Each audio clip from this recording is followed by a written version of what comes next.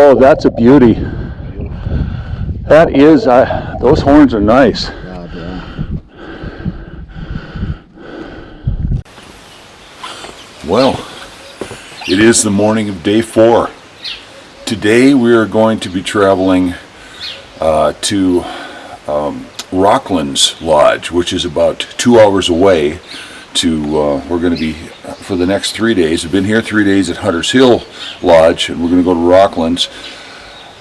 We're going to be trying to hunt warthog, kudu, and a few other things we're going to be looking around for. We're going to have one night hunt. Hopefully we get a jackal. But day 3 recap. Oh, what a wonderful day. I mean, it was just, the sights I saw were just fantastic. We started out the day and after black wildebeest. And black wildebeest are crazy animals. They're just always running over wide open plains, and they want to stay like 500, 600, 700 yards away from you all the time. You know, they see you and they start running. So my PH Boise, he set me up and one of the trackers up on a kind of a rocky ridge that was out in the middle of an open area. And he took the truck and he drove about a mile around to the other side of the herd, and the herd saw him, and the herd just kind of trotted away, and the herd started trotting our way. You know, you never know what's going to happen, but that herd trotted out and sitting and waiting about 15 minutes, 20 minutes, all of a sudden that herd showed up over the hill and just started coming by, and it came down right in front of us at about 200 yards and then just slowed down and started milling around, and we were able to see the big bull. And needless to say, I got a beautiful, the biggest bull in there, and he was a very old bull. I mean, you look at his teeth, and his teeth were down to, it's the type of animal that probably had another year left in his lifespan. He was so old he almost didn't have any teeth left. So it's a perfect type of animal to take. And he was a beautiful old bull. His horns were really cracked and all messed up. You know, just a lot of character. So I was extremely overjoyed with that. Later in the morning, we found golden wildebeest. And we're lucky enough to get a very old golden wildebeest. So that was a beautiful, beautiful morning out in that area of HuntersHill. In the afternoon, we did a lot of hunting. We saw a lot of things, but we didn't get harvest anything. But I mean, we saw zebra, we saw black springbuck, we saw blessed buck, heart of beast, more black wildebeest. I mean, it was just everywhere you go out here there's animals. So, and then when we're driving over to another little area in the ranch, as we're driving down a dirt road, saw a cobra slither across the road, and I heard the trackers yell, and Boise sped up, tried to get it, not to capture it. They want to get rid of those things. They don't like them around.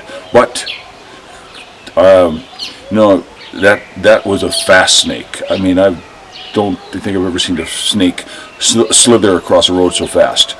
It was just like a rocket. It was just scary. I wouldn't even like to see one when I'm on foot, that's for sure.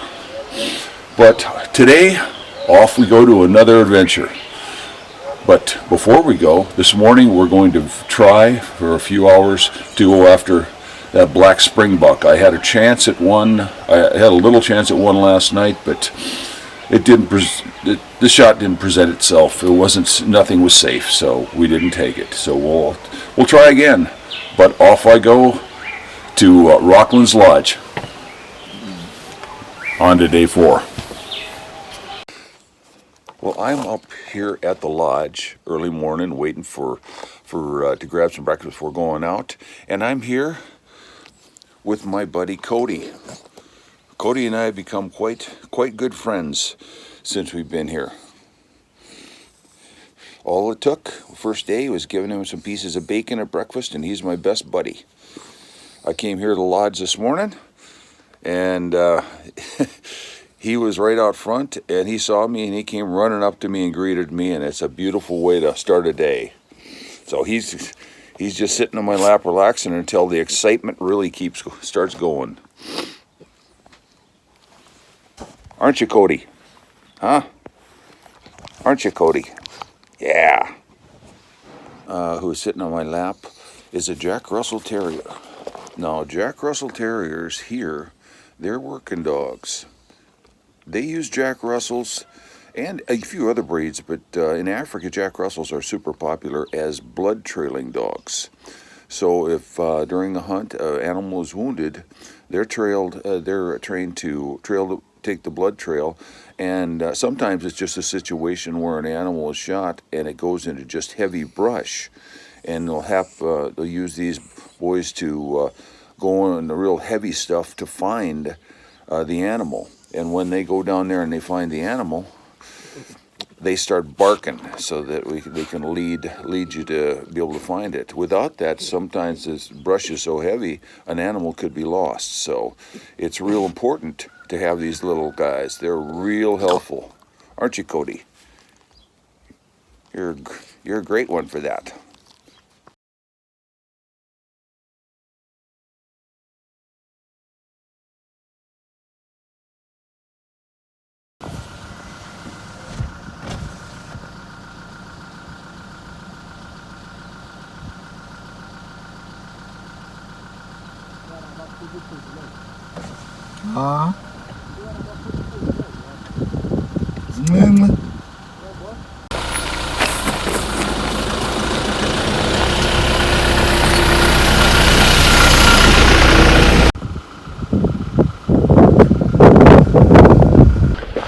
I just shot a mountain reedbuck, a very rare antelope, really tough to hunt up here in the real mountainous area.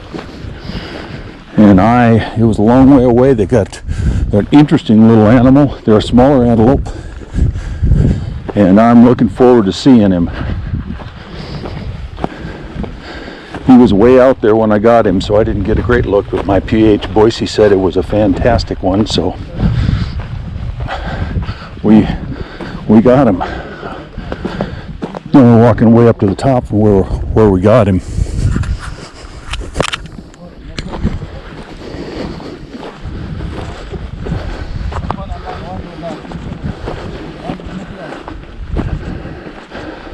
And Makila and Smiley, the two trackers, Makila's dog. We're going up here and finding him.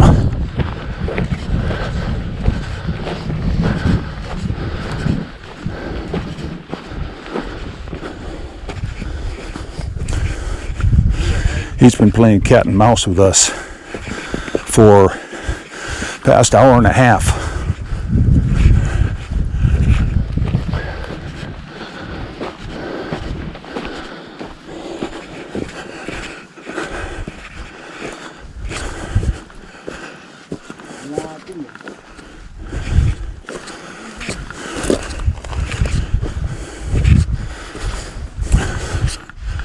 Not loaded. Huh? No bullets in there. No, it isn't. I'll do this. I was totally out and I reloaded before we got in the truck.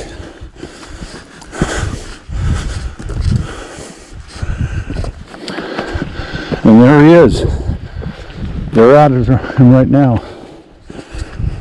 Oh. It's kind of rough. I'll let them get him out of here.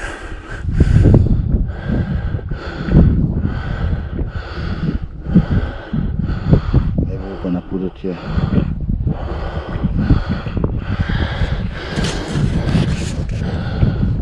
Oh, that's a beauty. That is, those horns are nice. Yeah, they are.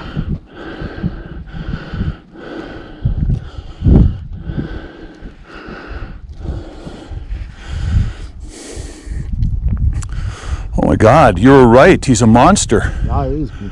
Nicht ähnlich.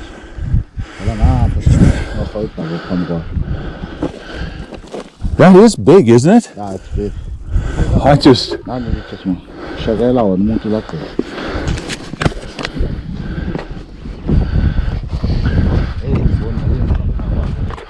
เข้าลุงพอ多少钱12 อ๋ออีมากเลย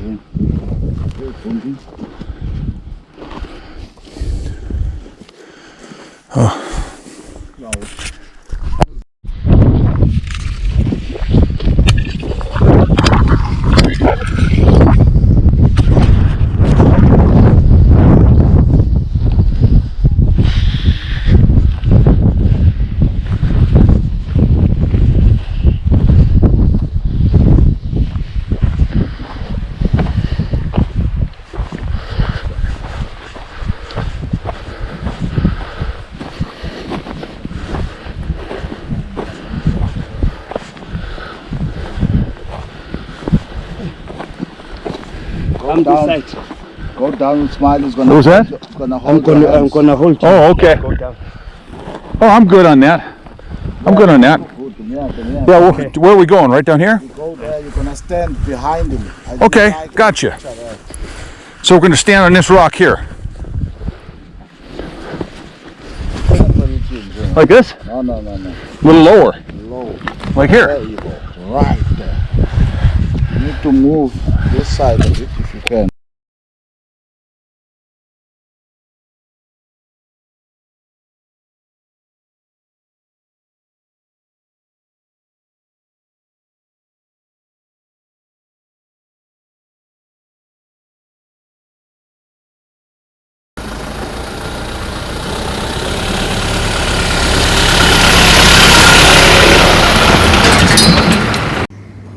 The salt shed where all the animals are taken care of here at HuntersHill Safaris.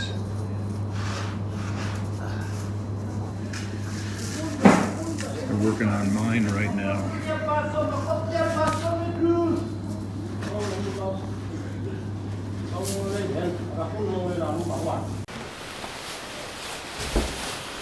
Well, this is kind of a recap of day 4. We started out our day looking for springbuck. We're going to get either a nice black or a copper springbuck. So we went out and we were searching for about an hour. Saw lots, but we were looking for the right one. Okay, we were trying to find a really nice one. But all of a sudden, my PH Boise said, "Look," and he pointed up and said, "There's a mountain reedbuck," and they blend in. I couldn't see it for anything. He said, "Get out, get out." So I got out and I said, "I can't see it, I can't see it." You know, we're trying to line up, and all of a sudden it moved and took up over the top, and that's the first time I could see it. It blended into the rock so much I couldn't see a thing. So that started the stalk. That we had to take the truck and go to the other side of this big rock area, and we started working through. 2 of the trackers jumped off and just started kind of working the animal. We only saw one of them, so working them toward one side while we drove the truck over and tried to set up kind of a little drive, you know, try to get him our way.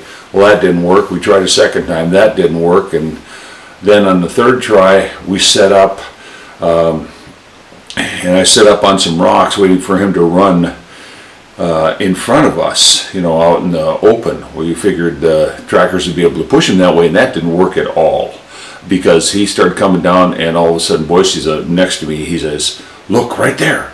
And I turned over to my side and I looked. Where? And until that thing moved again, which was only about 35 yards away from me, I couldn't see it. And then boom, he started bounding off, and he just headed off in the open as fast as he could. And there's no way to take a running shot in those things. They bounce so far up and down, and they're small. I mean, these are the size of a coos deer, which is the smallest whitetail. You know, we're talking about on the hoof, 60 to 70, maybe 80 pounds. So he was gone. So we set up another idea.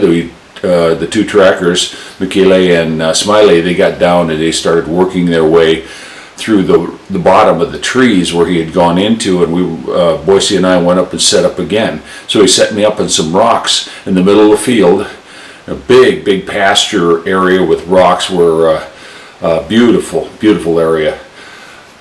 So I'm setting up there, and Boise's driving the truck a few hundred yards away, so as not to mess him up.